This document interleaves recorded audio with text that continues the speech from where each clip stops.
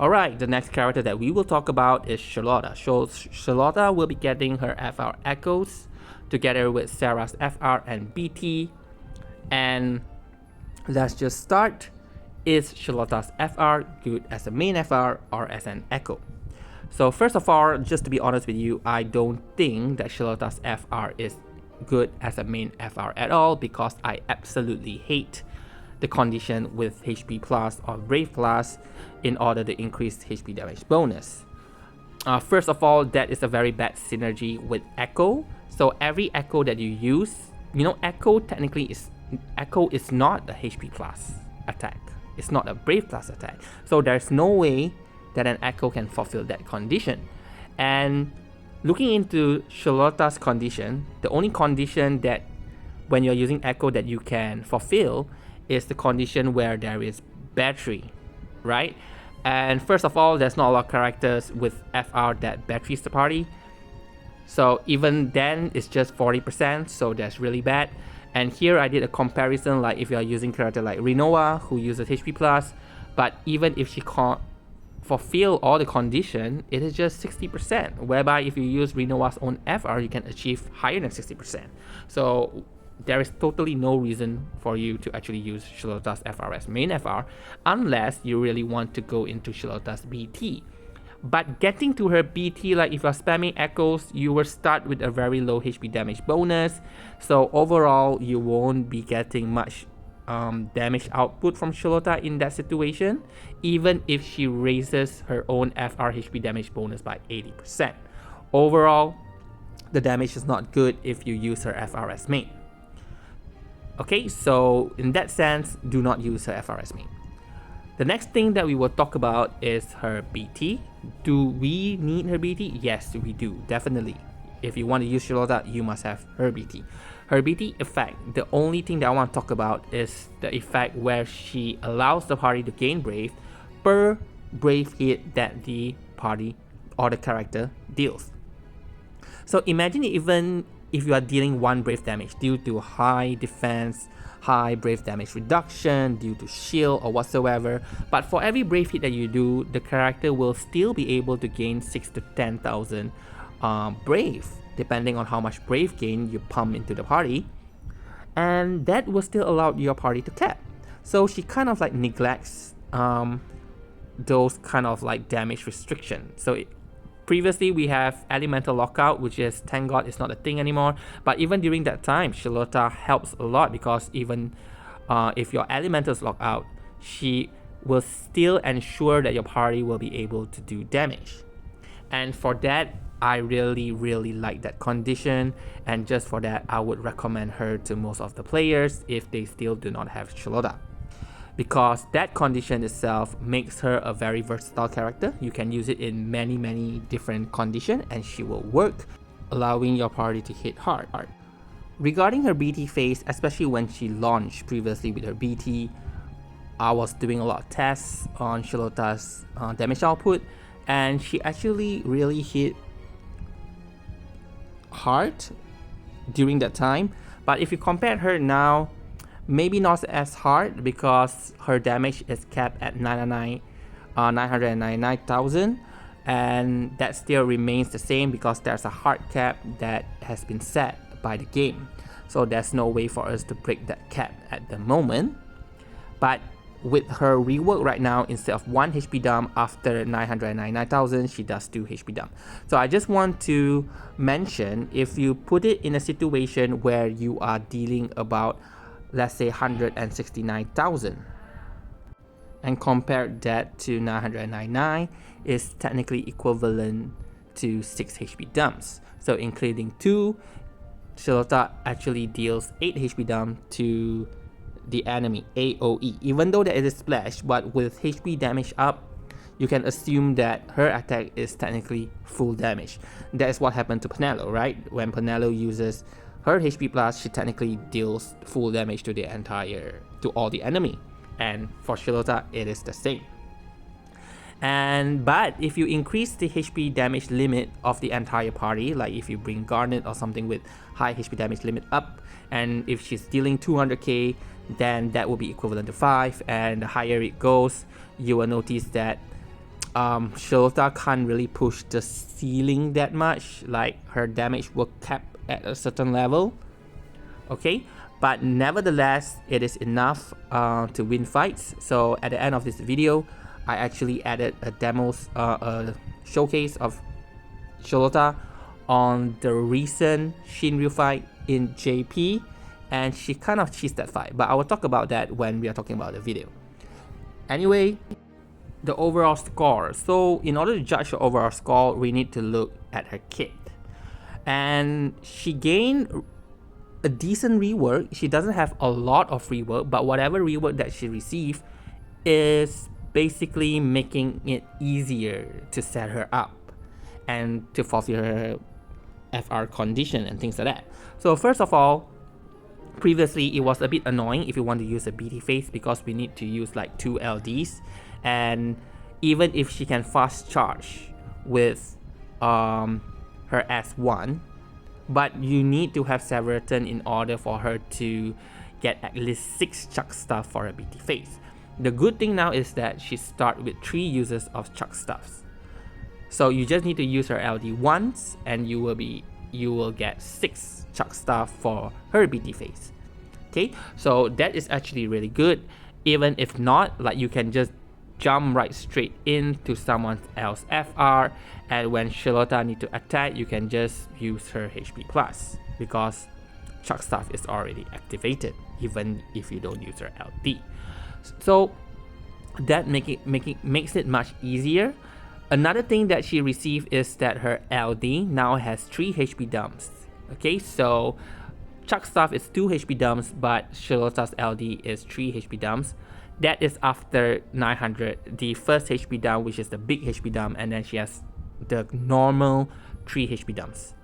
Alright, so that makes her LD hit harder than chuck stuff. So if you are going into a BT phase, do remember use her LD at the end, not at the front. So start spamming all the chuck stuff, and at the end you can use her LD because it does hit harder. And another thing is that, again, if you are using her FRS main, which probably I do not recommend you to do so, she no longer needs Persil or Lizard Sphere anymore in order to fulfill her own condition, which is to recover others' allies' brave. She now can do it without any specific sphere.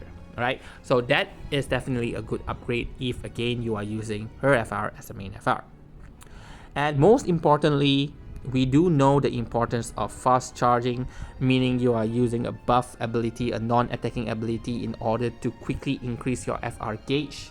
So Sherlotta is technically our first Echo unit that has fast charge. So to me, that is really something that's very important. And you know, if I do not have FR, just based on this, I will actually jam for Sherlotta.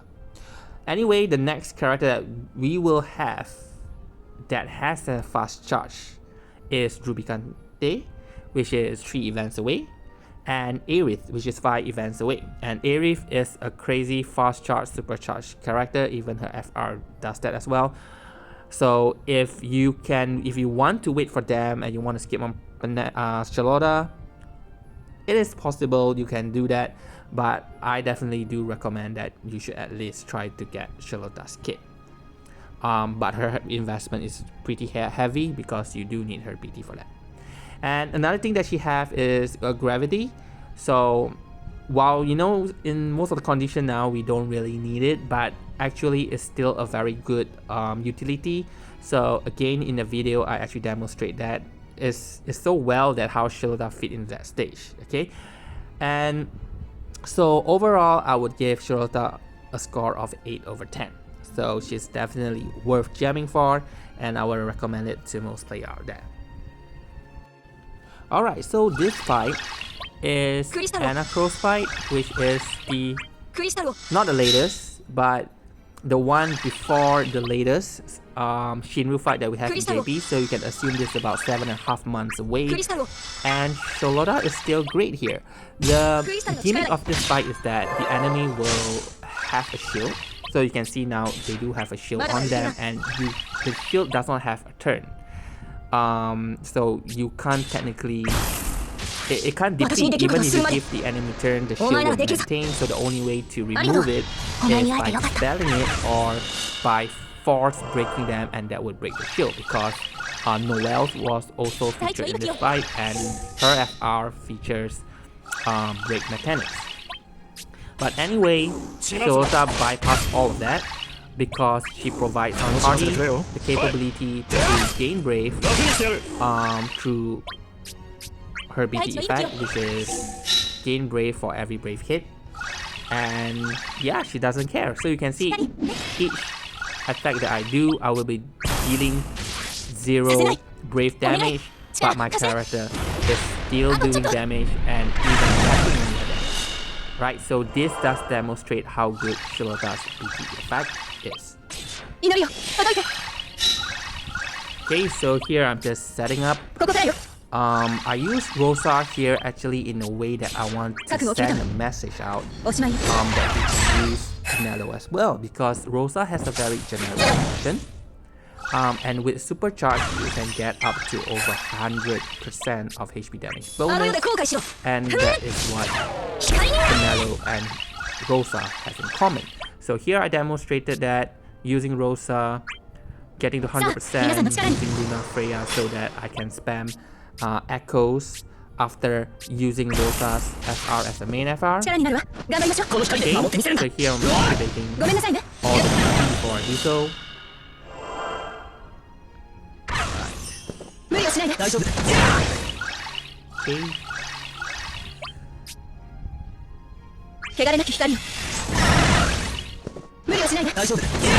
Right, regarding Rosa, she doesn't look that special, but just because of her condition that is very generic, it does make her a very good character. I actually use her a lot in JP, and at this point she doesn't fail to impress me. Like, she can go through most of the fight, like I even just killed or defeated Ryo's Shinryu even at level 3 Crystal's passive challenge with Rosa in the party. She easily can activate 2 FR and call it in. Anyway, if you notice, there's a problem in this fight right now because A is gaining brave, and because I cannot do any damage, there is no way for me to reduce the brave, right? Except through gravity. So now it's 0 because Ares has gravity, but look at that. It is at 100,000 right now, and I have no way to reduce it, so Rosa is using her FR, and her FR deals 0 brave damage, and technically if A is gonna get a turn, he's gonna kill one of the minions. Well, even though I have Ares there with BT and Rosa with re-raise, but I would rather not let my character die because their buff will disappear and I need to set it up, so that's annoying. But Sherlotta with gravity in her kit, so her FR has gravity, and that just bring the enemy back to 0, removing any threat that they would do to me. And that is something that, you know, something that we should not overlook, especially when we are deciding if we want to use Sherlotta or not. Alright, so now we are at 809%, so here I'm just using the final attack here just to get it to 7 over 900. Then I'll be using Rain's LD call just so I can pump a little bit more damage from launch. Right, so everyone is doing cap damage despite they are doing 0 brave damage. I never, you know, I always like to see that. Really fun. So you can see Sherlotta's just pumping out damage there. Right, 24, 15, that's about 40 million every turn. Okay, so the remainder of the fight is just Sherlotta using BT, and at the end of it I use her LD that does 27 million instead of 24, so that indicates that her LD do hit harder and should be used at the end, and she have no problem defeating even the latest content in JP. So I have been using Sherlotta in a lot of previous fights together with Astos. Astos condition needs magic FR, and Sherlotta's FR is magic, so it's kind of like a perfect, it's easy to fit in, especially when you want to use her as echo to fulfill other DPS condition. So in that case, Sherlotta, if it's not for the crystal passive that I end up using Rosa more, I think I'll be using Sherlotta a lot. Okay, so anyway, hopefully with this demonstration, it will help you to decide whether you should pull or not pull for Sherlotta. And anyway, good luck with your pull tomorrow.